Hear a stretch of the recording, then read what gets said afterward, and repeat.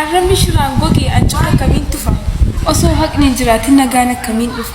Gaafa dhugaaf somni adda bahee mul'atu farri nagaaf jaalalaa wal guuranii baqatu.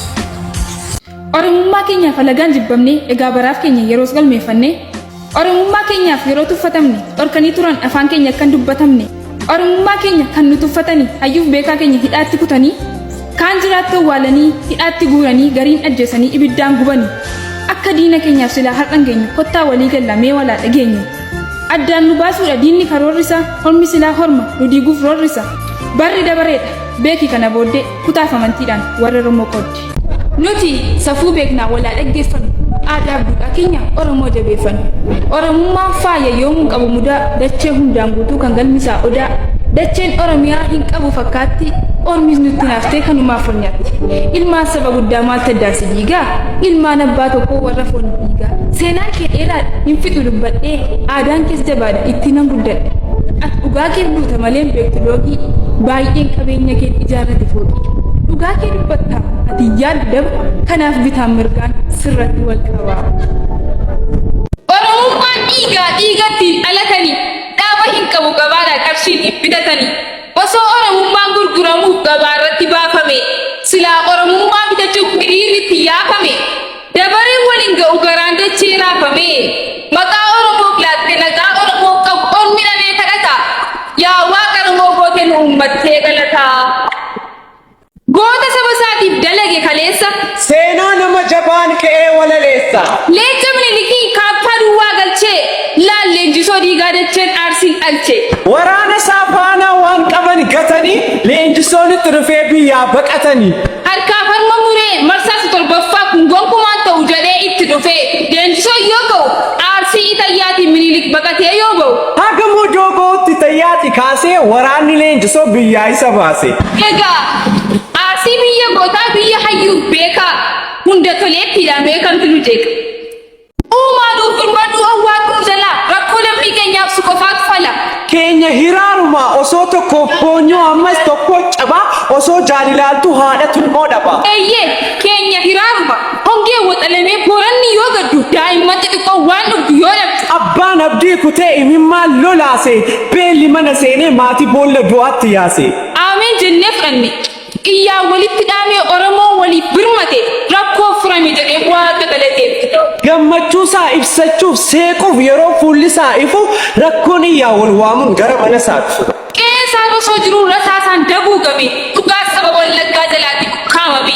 Dirooniitiin tumamee lafootiin waraanamaa reeffi abboota keenyaa bineensaatiin nyaatamaa. Osoo kanaafuu boonyuu beegii kooti ni iyyaa maatiin koo hin boqonne ondaalaatiin ni boo'u maatiin waliin yaallanne. Yaalamuu dhabe sabni koo dhukkubaan dararamaa kallattii maraan wallakkii jiraattu daguugama. Omoo gabrummaan cabsee beelaaf dheebuun rakkatu waaqni Oromoo uumte ijji keenuu naa mil'atu. Saba koo akka amantaa keenyaatti waliif haa kadhannu hundumanta qabnu wal cina dhaabbannu. Hawwi. Ooko. Jaallina qabee yoo na godhe raatu kibbee warra qilxuu bichonaaf hin taatu.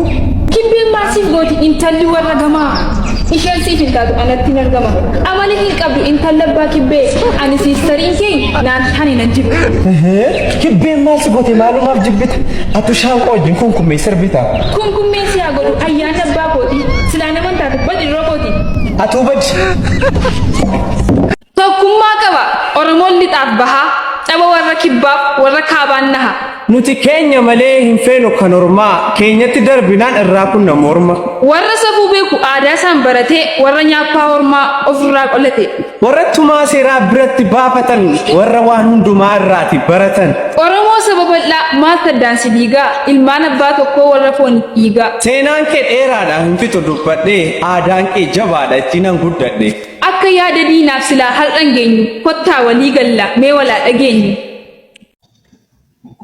Manni murtii qilee abbaan murtii jaldeessa maalirra dhaabbadheen himata dhiyeessa. Iyya birmannaa dhabee rakkatu sabni bal'aa kunoo dhumuutti jira salaaleen koosi har'a. Lafarraan kan gubatu mana isaati qe'ee masaa dirooniin gubbaa gadi naaf hin galle waliimtisaa. Addaggeessa fuun beekne gadheen karaarra joortu saba nagaan jiraatu ol lixxee yeroo diigdu. Manni murtii qilee abbaan murtii jaldeessa maalirra dhaabbadheen himata dhiyeessa. Oromoo saba guddaa mallattoo nagaaf jaalalaa sagalee waliif taana warri dhiyoos halaala dhukkubsataa fi fayyaan waliinsaa wallaalamee osoo dhibamaan jiru fayyaatu wallaaname.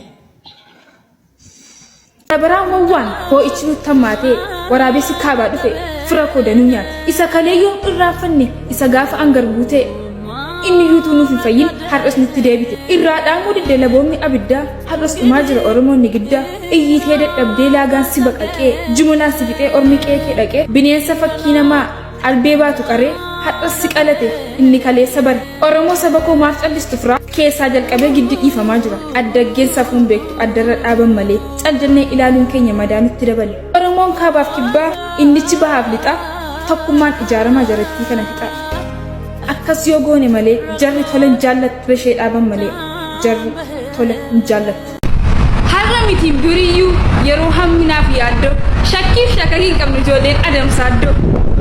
Jaalala dhugaas beekna ijoolleen taaddee birruu garaa yoo laafne malee sodaannee karaanu. Hundaan olitti malee eenyuun gadi sinfullu biyya hundaatu nu beeka sanyii agarii tulluu. Daandii dhugaarra deemnaa qaqalloon baarootumsaa maalitti garaa irra kutattuun sanyii kumsaa. Gootummaa keenya taanaan addunyaa qabna ragaa faranjiin nu dandeessu hortee abdiisaa aaga. Hin qabnus hin dhalchines hadoodduu sammuun doomaa gootummaa keenya taanaan nu beeku warri roomaa. Kan namaas dhufnee hin beennu kanuma keenyaan bulla maaraatoonis yoo ta'e fiigneerra miila bulla. Warri keenya dhalchanii biyyaaf laatan akka babaa biqilaa utuu nuti hin jiraanne biyyuu baddeetti silaa. Ishuun tama faarsan kun biyya akkasiin teessu osoo nuti hin jiraanne baddeetti haqan geessu.